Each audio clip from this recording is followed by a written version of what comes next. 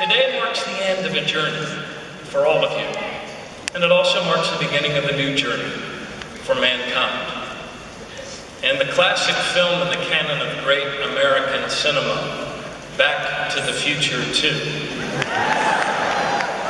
All of us were offered a vision of America in the year 2015.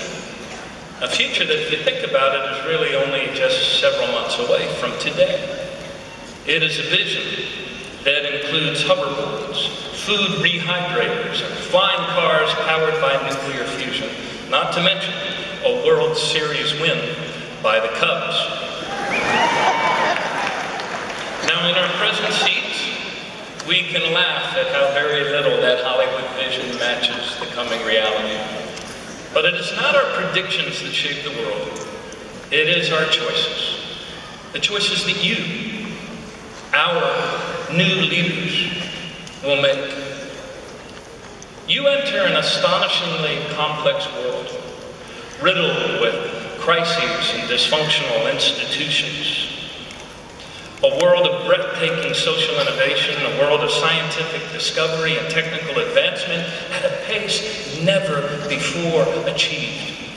A world rich in contradictions, humbling in its rate of change, jaw-dropping in its implications for the future.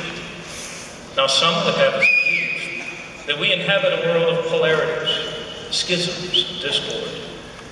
In fact, you know well that there are some who see a future doomed to fall apart, where greater division only widens. But you see the world a different way, as a continuous circle of humanity, where nothing is foreign, where there is only one human yearning the world over. One circle, broken only by the walls that we build between us and the darkness our compassion has yet to overcome. When I was elected mayor of Baltimore, way back in 1999, as Ms. Ferguson shared with you, my city had become the most violent, most addicted, and most abandoned city in America. At one of our very first community meetings in a very hard-hit neighborhood of East Baltimore, citizens assembled to talk with me, to talk with their new mayor, to talk about crime and public safety. There was tension in the air, a fear of what might be. And a little girl came up to the microphone, and she said, "Mr. Mayor, my name is Amber, and I am 12 years old.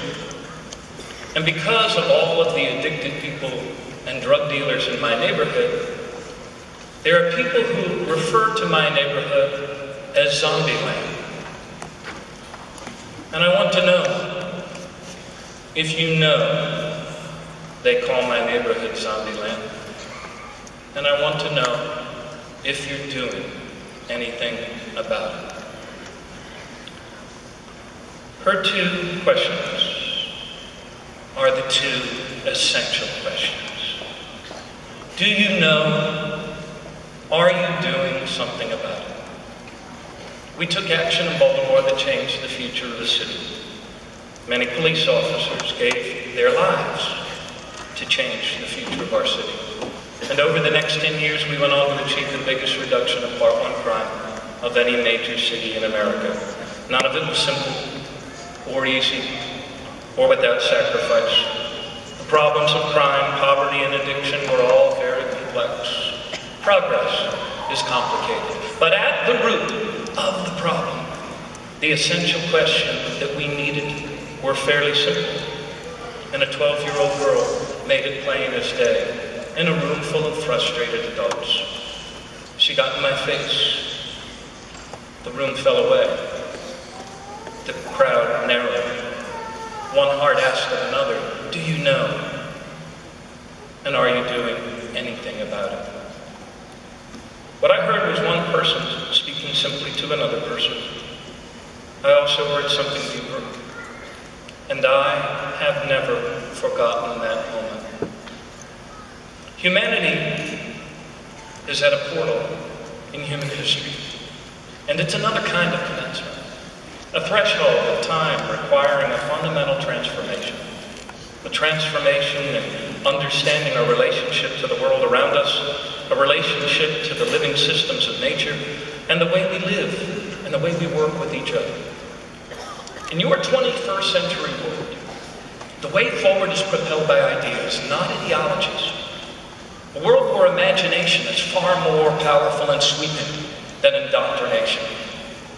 Many of you were just freshmen when in 2011, you and your classmates here at the University of Maryland took first place at the Department of Energy's National Solar Decathlon.